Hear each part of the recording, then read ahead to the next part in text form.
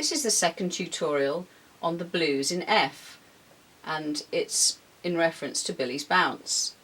In the first tutorial I talked about chromaticism and ornamentation, and also outlining dominant seventh chords with some dissonance, flat nines, and then I did put in a sharp nine. Then I talked about the diminished and the altered scale, so I'm just going to go over that again at the start of this tutorial. The diminished scale is a scale that has a series of semitones and tones. So when you use it with a dominant seventh scale, such as in the dominant of F, which is C, it starts with a C, then you go half step, whole step, half step, whole step, half step, whole, half step.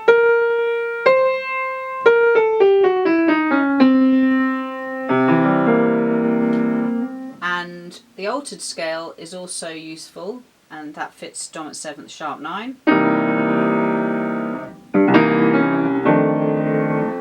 And that starts off the same as the diminished scale, so half, whole, half, and then all whole tones. And for that reason it's sometimes called half diminished, half whole tone. It's also the seventh degree of the melodic minor scale. Whoops. That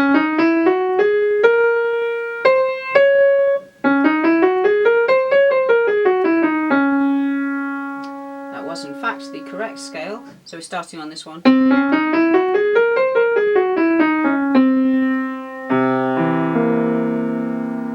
Sometimes it's difficult to remember a scale if you've been playing it from the seventh degree, because you start to hear that as the tonic rather than the D flat in that case. So that's the altered scale. So I'm just going to play a couple of phrases using the diminished scale, going from chord 5 to chord 1.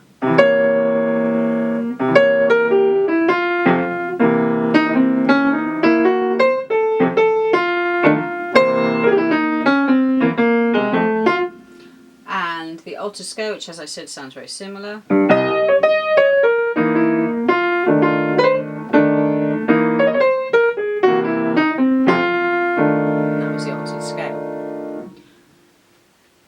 Exercise 5 is the Lydian dominant scale, and I just suggested maybe you'd like to use that one. I've put it here on chord 4, you could use it on chord 1, and the Lydian dominant sounds like this.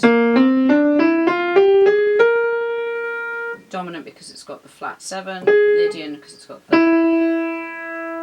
natural 4th, which when we write it in a chord symbol we call it the sharp 11.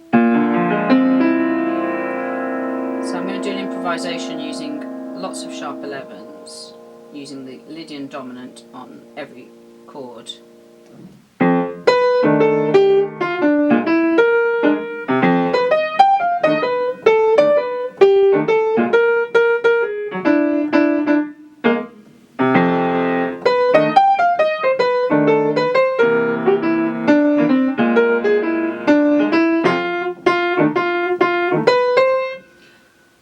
It's a little bit quirky and a little bit dissonant, and might remind you of the pianist Thelonious Monk. It is actually quite a fun scale to use. Probably not best to use it on every single dominant seventh, but that was just to demonstrate what it does.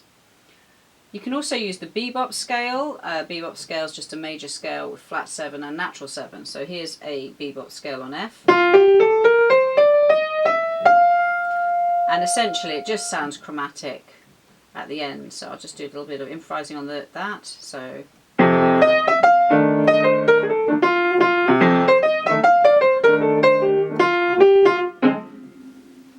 exercise 6 is a bebop lick over 2-5-1. 2-5-1 going to chord 4, so that's C minor 7, F7 flat 9, B flat 7. And that occurs when we go to the 5th bar. So I'll just play the sequence to show you where it occurs. Here.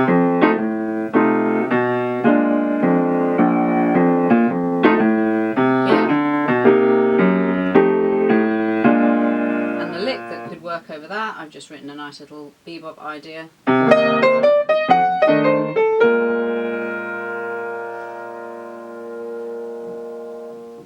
In the last 5 bars of the blues, the sequence goes 6-2-5-1. In fact, if you had the last 6 bars of the blues, it would be 1-6-2-5-1. And then right at the end you've got the same sequence again, 6-2-5-1, but it comes in half bars rather than whole bars, so it just feels like it's coming closer together. I'm just going to play what I've written there. So I'm starting from chord 6.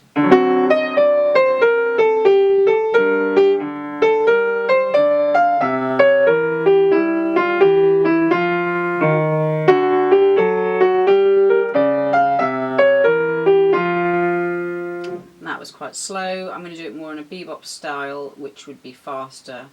I'll start from the previous bar, which is chord 1. So this is the last 6 bars of the blues. 1, 2, 1, 2, 3, 4. And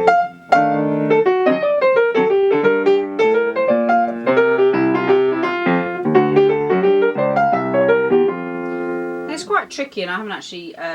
It's freshly composed, and I haven't quite got my fingers around the lick. I'm just going to try that one more time.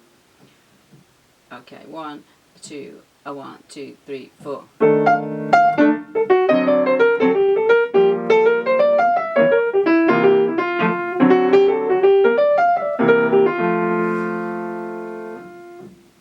And so having some set ideas is a really good way to start playing the more bebop style blues. Obviously you'd have to play it in different keys if you're in on a different instrument to the piano, such as a tenor sax or a trumpet, but you should have that written out on a PDF, which is downloadable from my website andreavicari.com. And that's tutorial 2 on playing the blues on Billie's Bounce, and in the next tutorial I'm going to look a little bit more at the harmony.